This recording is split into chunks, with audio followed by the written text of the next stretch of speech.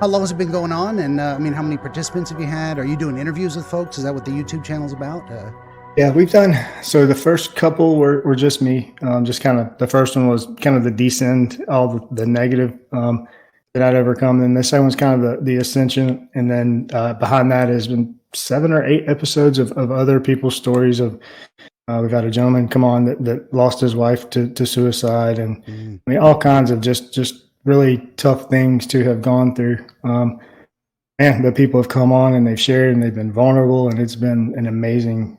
It's been amazing, really, to hear their stories and to put it out to the world, and to know that there may be another man that has gone through that, and maybe he doesn't. He hasn't made it to the other side and isn't okay yet, and so kind of give them a path forward. It's been a really. I feel like it's my life's mission. For sure. Yeah. Oh, there's so many places to go with this. It's a fascinating subject in general. There's a lot of personal layers to it, and there's a lot of psychological angles to it. There's a lot of social and cultural angles to it. I don't know. There's the idea that if um, if we sit in a victim mentality, that robs us of our power to affect a positive change. So that's one angle of it that I think you've definitely discovered, of like, it's that idea of my life is shit. It's always going to be shit, and it will never be better than that. And I can't do anything about it. That locks you in. That's missing Mm-hmm. 100% of the shots you never take. And there's the other side of it where people minimize through positivity, and that can be unhelpful as well. But you found a way, which I think is the healthiest psychological way, is putting some meaning to it. I was trying to think of the guy that said something about, the only thing that makes the suffering of life bearable is having a reason for it. Like there's nothing more destructive than meaningless suffering, to suffer Hey, for no yeah. reason. Yeah. Never heard it put quite like that, but yeah, absolutely, for sure. And going back to what I said a few minutes ago, especially, in the culture of what it looks like to be a man, good and fine, or how you doing? I'm good. I'm fine. I'm good. I'm fine. I mean, that's what that's what we're taught, being a man is. But, I think that men need to share. I think that they're sitting around just waiting on someone to go first. Yeah, and that's another one of the fascinating angles, the cultural angle of there are expectations put on men of the stoic rock, the silent, Mm-hmm. long Mm-hmm. suffering. You don't bother other people. You don't put your burdens on other people. It's all framed in that way. Um, but if you look back, I love the Joseph Campbell hero story stuff. So I looked at all these mythological stuff, and what you see repeatedly is the story of the hero suffering greatly, and that being publicly known. I mean, that's the whole point of the story. Look at how much this person suffered and then overcame.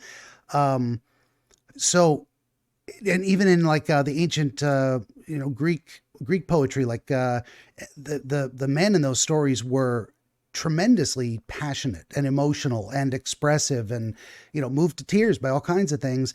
And these used to be our heroic exemplars. It's like live well, live big, and feel intensely. And a lot of people confuse stoicism with being unemotional. Well, that's not exactly right. It's not being ruled by your passions. It doesn't mean being passionless. It doesn't mean having Right. no emotions. And then in modern psychology, we discover you suppress all that stuff. It comes out in other negative ways. You got to get it out somehow. You got to let it out, and sharing stories. I would like to see more of that in our modern day culture. The idea of men sharing their stories and struggles and what got them down and what lifted them up, because in that model of the heroic epic hero, that's, we're all on our own journeys, we're all our own hero in Mm-hmm. our own stories. Yes, sir. So yeah, that's kind of where I was Yeah, going with man. that in my head. Yeah, no, I've heard the hero's journey thing mentioned a lot since I've gotten into this. Oh yeah. There's character types or whatever. I haven't never really looked into it, but I've heard it mentioned several times since I've started this. It seems really interesting. I think I'm gonna dig into that some. Yeah, I mean, it was years and years ago I read that book by Joseph Campbell, and that book is like 80 years old at this point. He wrote it back in like the 1940s or something, but there's still modern discussion of it. And I mean, a lot of people know that Campbell inspired Well, Campbell and Kurosawa inspired George Lucas, who then made Star Wars. And that's the Luke's arc in A New Hope, Episode 4, is kind of the classic hero's journey, and he was shooting for that on purpose. That's like, I'm going to tell a story in the classic style. The great evil and the call to adventure, and magic, and right on down to he seeks the wizard in the desert, Obi-Wan, to kind of put him on his journey and give him advice, training, that kind of thing. Yeah. I love that. I think that I know that for me personally, the generation before us, I think it was a lot more, rub some dirt on it, don't cry, you know what I mean? I think that was just how they were raised, but I mean, I tell you what, if you go up to someone that and you are vulnerable with them, and like you would be amazed what you will hear back, because honestly, like I said, they're just waiting on permission.